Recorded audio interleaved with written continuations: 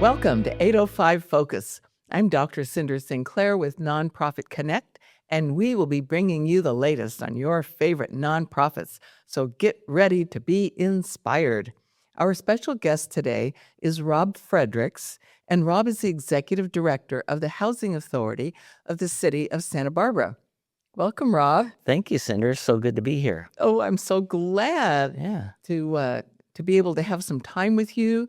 I know there are some exciting things. There's always exciting things going on with the Housing Authority, but now especially you have some great projects, and maybe you'd like to jump in and start telling us about those. Sure. Yeah. Unfortunately, I can't. We can't close our doors yet at the Housing Authority because there's such a great need for housing throughout the community. Yeah.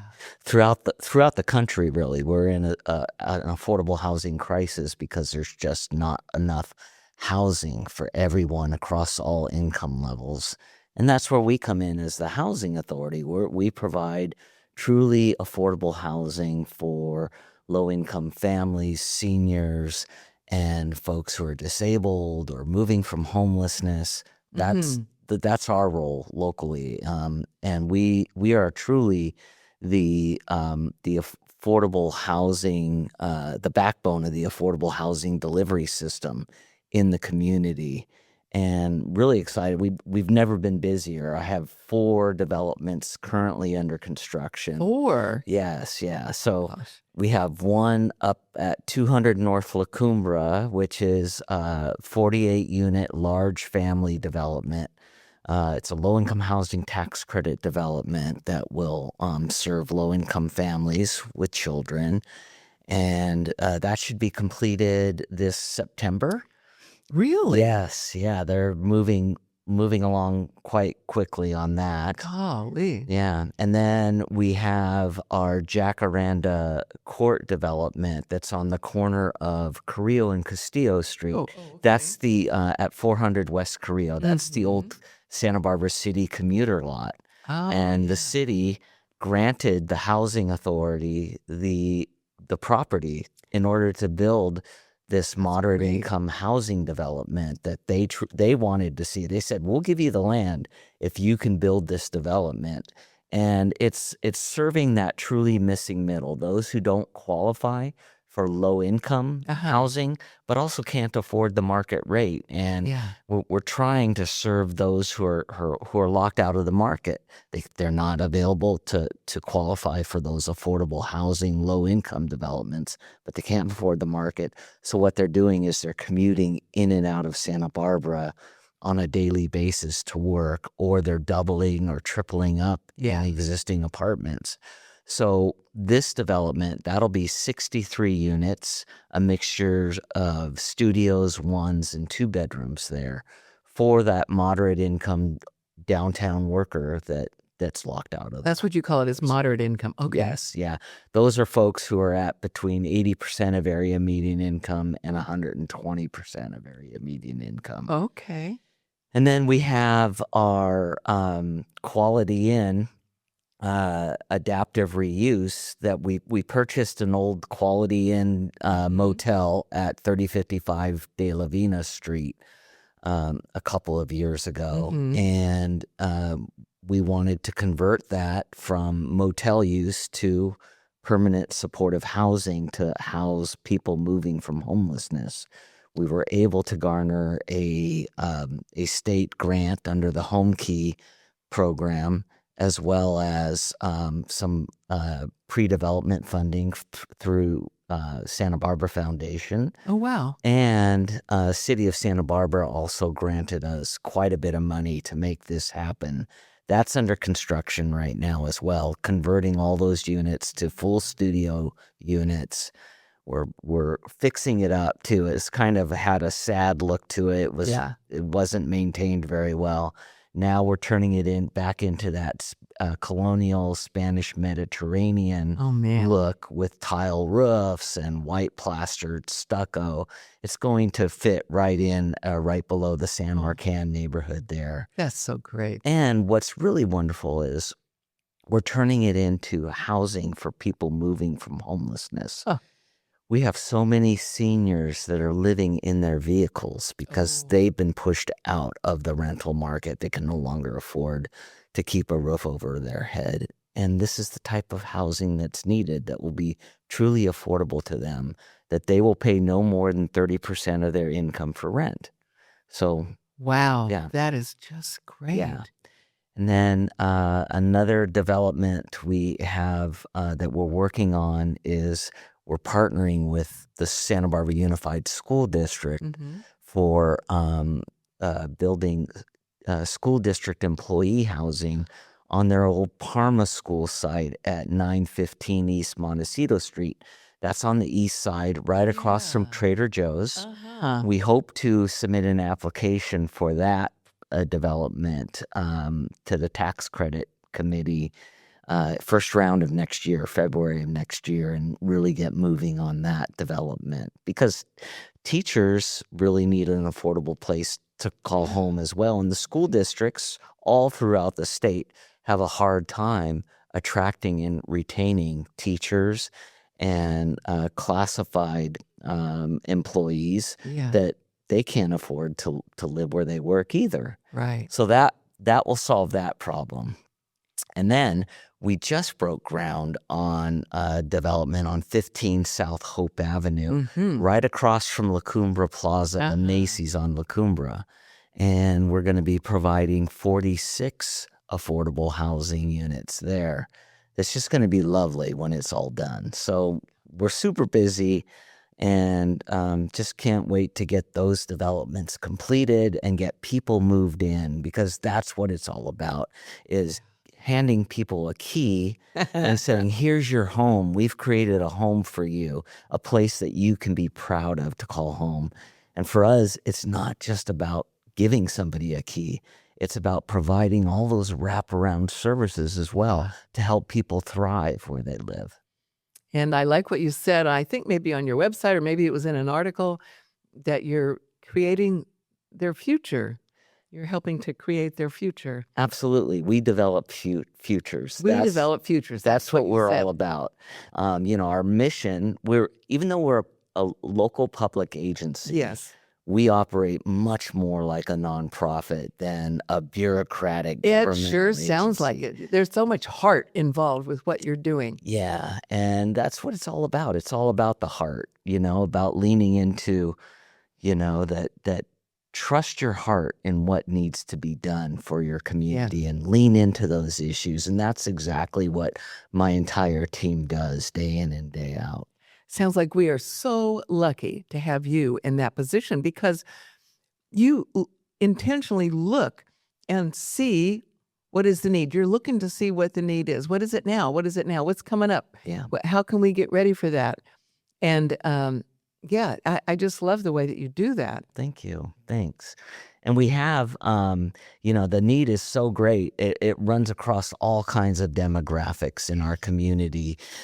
We have over 7,000 people on our 7,000 households on our wait list. Oh, I was going to ask about your waiting list. Wow. That need housing now. They come to us because they need housing now. They need affordable housing.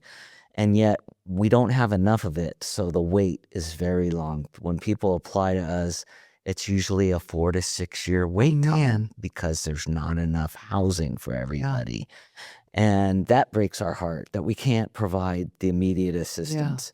When people come to us, they're desperate. They're in desperate need, and we just can't provide that immediate need. That's why we need so much more. And thankfully, there's a recognition now amongst city leaders, county leaders, our state representatives, our federal representatives, that there truly is a housing crisis. And we can't afford to retreat from meeting that need. Now more than ever, we have to lean into those issues and solve those issues. Yeah. I saw a picture of you with a shirt on that said, everyone deserves a home or a house, or everyone deserves a home. A home. And that's truly what my team and I believe. And the work that we do is that everyone deserves a home, some kind of home somewhere. And that's what we're about, is providing that home to people that they have. Wow. And it's like, I try to reinforce that we're not providing just sticks and bricks or housing. We're providing homes, a Not place just where a house, a home. exactly where people can lay their head at night and just feel that relief, feel that lift off their weight of that shoulders that it's Yeah. on. They don't have to worry about the groceries. They don't have to worry about the car bill, that because they have the affordable housing Yeah. that lifts them out of poverty. Oh my And gosh. that's what we're all about. That is a beautiful vision. Thank you. So I would imagine it's kind of hard to, I mean, how do you set the standards for who gets to be on your list? Right. First off, it's kind of a means tested wait list where it's your income qualified. If as long as you meet the income qualifications, you can apply for our affordable housing. There are some certain exclusions that people just won't get because of certain laws and regulations. Like we can't house the people who have been convicted of that are sex offenders, Oh, registered okay. sex offenders. That makes sense. We can't house people who have been convicted of violent criminal actions, or producing methamphetamine on former affordable housing sites. They're precluded from that, but everybody else we don't preclude at all. People deserve second chances. They believe that they deserve that kind of help. That's why we also have created our own affiliate nonprofits. We have 2 affiliate nonprofits through the Housing Authority. We have what's called Second Story Associates. Speaking of second chances, giving people a second story to their life. Oh, That was the see. impetus behind that naming of that That nonprofit. is great. And that nonprofit we created that because we had a recognition that many of our residents and our applicants need help that they just can't receive through our governmental auspices of the Housing Authority. So we created this nonprofit, not to take the place of other really good nonprofits in the community that we work with, but to kind of connect to those resources. That's what Second Story is all about. Because you really collaborate with a lot of nonprofits. We absolutely do. We collaborate with Family Service Agency, Santa Barbara ACT, Good Samaritan Shelters, New Beginnings Counseling Services, the Food Bank of Santa Barbara County, all of these nonprofits that we work with, neighborhood clinics, all of these folks that really does take us all working together to fill the need for our low-income families and residents. And the other nonprofit that we created is called Garden Court, Inc. We created that back in 1999. My predecessor, Rob Pearson, and our former board chair, Barbara Allen, created Garden Court, Inc. To help our senior community, seniors who are low income that need affordable housing and services. And that's what Garden Court's all about, is really focusing on the needs of our seniors in our community. Wow. Yeah, I remember when they started that. Yeah. And that was the birth of Garden Court on De La Vina, that provides 98 affordable housing homes for our seniors. And then we created Gardens on Hope. Was another 89 unit. That's they're not just homes, but they provide enhanced services for our frail seniors. We provide at both those locations 3 meals a day, housekeeping services, Wow, a host of social services, because we want our seniors to live as independently as possible for as long as possible. We don't like having our seniors move to skilled nursing facilities at far too soon of an age. We want them to live in a dignified home, and that's what our properties provide. Love it. So let's say that somebody's watching this and they want to make a financial donation, tax deductible, to one of the nonprofits. How do they do that? Would they go through your website and then find them, or? Both. They can go directly through our website, and we Okay. have links for both Garden Court Oh, good. Inc.'s website and Second Story Associates websites. Or you can go directly to their website. Just Google Second Story Santa Barbara or Garden Court Inc. Santa Barbara. It'll take you right to those websites where people can donate to either one of those nonprofits. Right now, Second Story Associates is running an Adopt a Room campaign, Adopt a Home campaign. Oh, I read about that. Yeah, for our quality in development that I mentioned, the adaptive reuse. Because when people are moving from homelessness, they don't have all the items that you and I have that people might take for granted to really complete a home when they move in. The kitchen utensils, the sheets and bedding for their bedroom, the furnishings for their unit. And that's what the Adopt a Home campaign is all about. And if you go to Second Story's website, you can click the drop down for donate and select Adopt a Home, and that'll help us ensure that when people move in, when that development should be complete at the end of August, and we want people, when they move in, to have everything they need to open their door and say, this is my home. Look, I have everything. I have everything that's needed to call my home. Gosh, I love that vision. Yeah. Good for you. Thank you. Now, okay, so help me understand. Do we have 2 housing authorities in Santa Barbara? You do. There are 2 housing authorities in Santa Barbara County.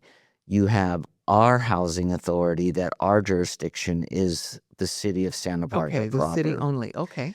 The rest of the county is covered by, I call them our big brother, the Santa Barbara County Housing Authority, and they handle everything outside of the city of Santa Barbara's jurisdiction. And they're a wonderful developer of affordable housing as well. And I can't believe how busy they are throughout the county in creating affordable housing. But there's a lot of people get confused. They think there must be one housing authority, but there are actually 2 housing authorities. That makes sense. And they allow us actually to administer our Section 8 voucher program along the entire south coast of Santa Barbara County. That's from Gaviota all the way through Carpinteria. Wowee. And that's important because there's such a great need for rental assistance with private landlords that they know that they can't meet it all with just their voucher program. So we partner with them. They allow us to administer our vouchers along the entire South Coast, because the South Coast really is one housing market, right? Yeah. And so that if we issue a voucher and they happen to have contact with a landlord in Goleta or in Nolita or Carpinteria, they can take that voucher and efficiently get it leased up through our office without having to transfer that voucher to the county housing. Yeah, that's so great that you guys all work together. We do. Yes. Yep.